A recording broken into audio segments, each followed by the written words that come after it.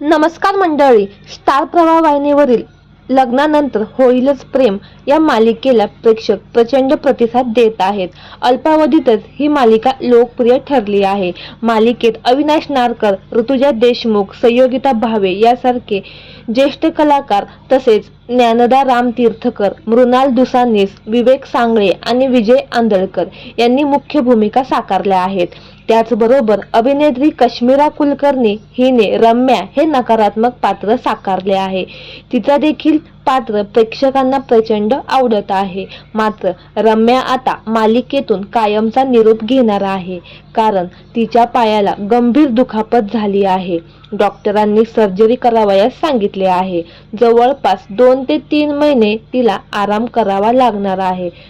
त्यामुळे माझ्या मनात नसताना देखील मला ही मालिका सोडावी लागणार आहे. त्यामुळे प्रेक्षक देखील प्रचंड नाराज झाले आहेत.